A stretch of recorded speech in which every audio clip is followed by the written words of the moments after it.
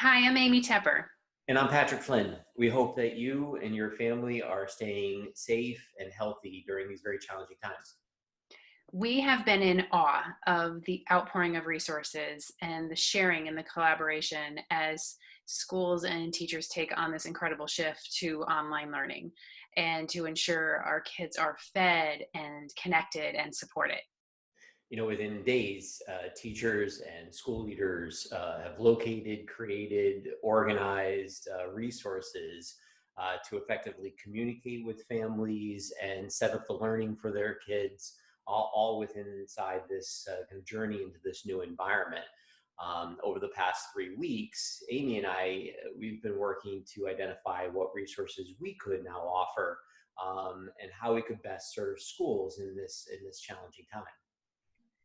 So I've been reflecting on my own experiences because I've been an online teacher. I taught for 4 years with Florida Virtual School, middle school ELA and high school English. And I wrote online courses for Schmoop. And then I've been a learner. I completed my entire master's online.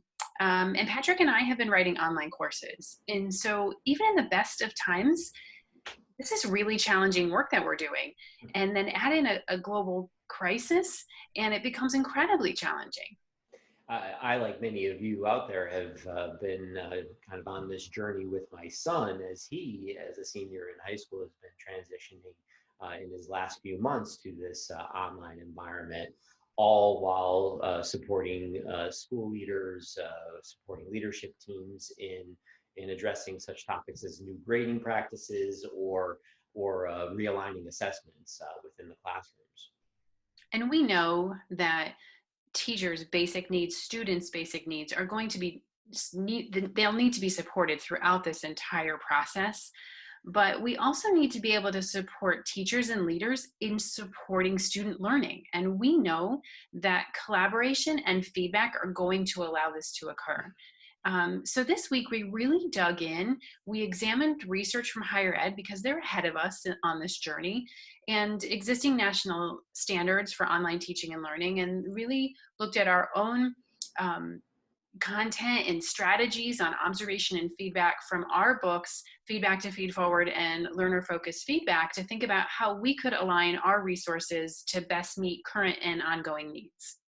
We're already hearing from the teachers that we're working with about the power of feedback to students, that in this environment becomes a little bit more individualized, especially when we remove some of the need around grading associated with that. We can provide feedback to teachers, whether that be a leader providing feedback to a teacher, or a coach providing feedback, or a peer providing feedback to a teacher, using and utilizing those same strategies and those same approaches.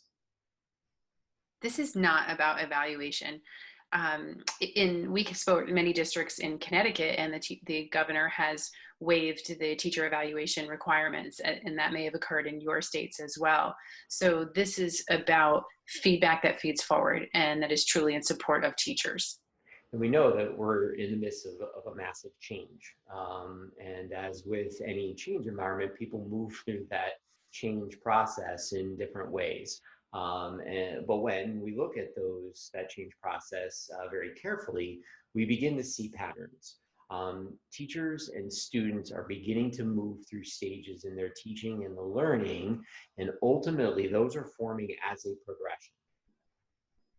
So we wanted to identify stages for you to help give you a starting point. And by no means were these meant to be boxes or labels, but to identify what's happening for learners and teachers as they move through this progression. So we also wanted to create a tool for you. And this is just an example of stage one. And what we wanted to provide were some potential related student outcomes or student behaviors or actions. And then potentially what you might see for teacher actions that would help you identify if they're potentially in this stage at this point in the progression. Because then you can start to identify the peer and the coach or leader actions that can be taken to help support the students and the teacher in these moments. We've also identified for you some foundational or guiding standards that are aligned to various sources. To support all of this, we have been working on and will continue to work on a four-part series entitled Supporting Online Teaching and Learning Through Feedback That Feeds Forward. And in the second part of that series, as Amy has just highlighted some of the elements of that, we do go into depth about each of the stages and provide those resources and those supports to you to be able to really identify how that learning is occurring, how the teaching can be occurring, and how ultimately we can provide feedback and support. Part 3 and 4 are really based on our strategies from our books and providing some of the help to you in understanding how students are learning and how we can build that supportive feedback through the process. So it remains and it will always remain our passion to ensure that all teachers receive high quality feedback and support based on where they are and their needs.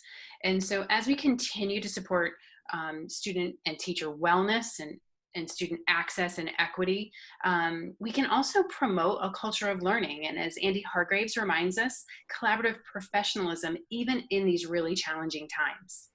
You can download all of our resources at our resource page on tepperandflynn.com. Ultimately, our teachers are doing an amazing job, and so too are our leaders in this process. And but the ultimate point is that they cannot do it alone.